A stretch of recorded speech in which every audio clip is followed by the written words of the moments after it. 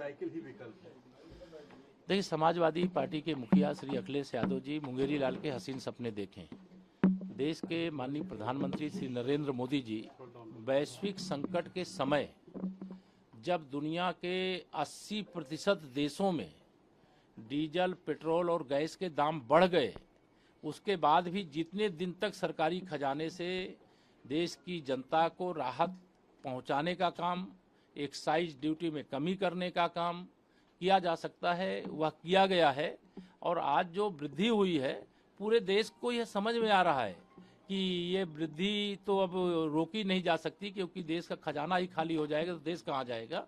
लेकिन श्री अखिलेश यादव जी को, श्री राहुल गांधी जी को और जो विपक्षी नेता हैं जो सत्ता से बाहर कर दिए गए हैं जनता के द्वारा, वह सत्ता में बैठे हुए माननीय प्रधानमंत्री श्री नरेंद्र मोदी जी के नेतृत्व में सशक्त भारत, सक्षम भारत देखना नहीं चाहते।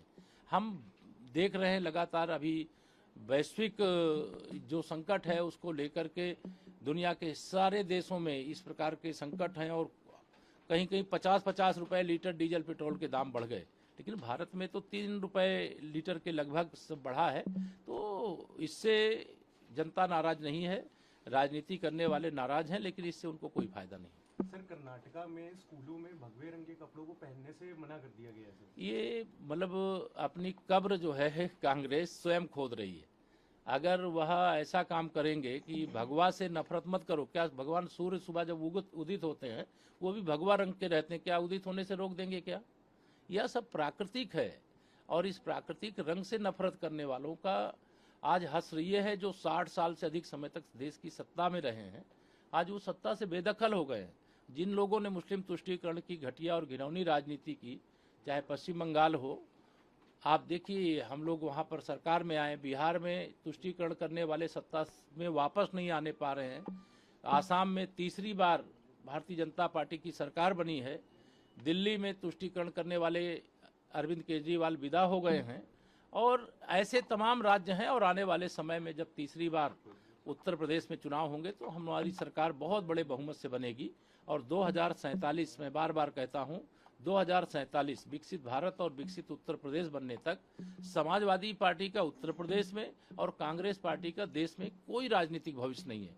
उन्होंने अपने से कब्र खोदी। सर, समाजवादी पार्टी के राष्ट्रीय अध्यक्ष फिर बोल रहे हैं कि जो है विभाग बंटवारे को लेकर कि जो है कमीशन और कमाई के बंटवारे कांड में विभाग।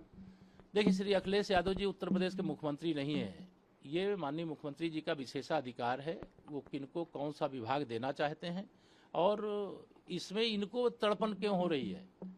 जिसकी सरकार में भ्रष्टाचार और गुंडा राज और अपराधियों माफियाओं का संरक्षण रहा है, उनको बोलने का अधिकार नहीं। सूप बोले तो बोले, चलनी भी बोले, जिसके 72 छेद, जिसका कार्यकाल ही पूरी तरह से उत्तर प्रदेश कराह रहा था। जिस समय ये मुख्यमंत्री थे, दंगे हो रहे थे, गुंडागर्दी हो रही थी, थाने, तहसील, पुलिस कार्यालय, जिलाधिकारी कार्यालय सब समाजवादी पार्टी के गुंडों के आधार पर संचालित होते थे। तो इनको बोलने का नैतिक बल नहीं होना चाहिए, लेकिन वो बोल रहे हैं। उनकी बोलती 2027 में उत्तर प्रदेश की जनता बंद कर देगी। नीट परीक्षा का जो है नई डेट आई है 21 जून और सरकार ने कहा है कि वो सुनिश्चित करेगी कि आगे से इस तरह के जो पेपर। सरकार तो हर हाल में चाहती है कि कभी भी इस प्रकार की जो चुनौती नीट परीक्षा को लेकर के आई है, इस प्रकार की ना आवे, और इसके लिए जो भी कड़े और बड़े कदम उठाने वो सरकार उठाएगी। और मैं सभी बच्चों से कहूँगा कि किसी के बहकावे में आए बगैर अब 21 जून बहुत दूर नहीं है, बढ़िया तैयारी करें और वह देश की चिकित्सा के क्षेत्र में अच्छा मुकाम हासिल करें। हमारी उनके लिए भगवान से प्रार्थना भी है, उनके लिए शुभकामना भी।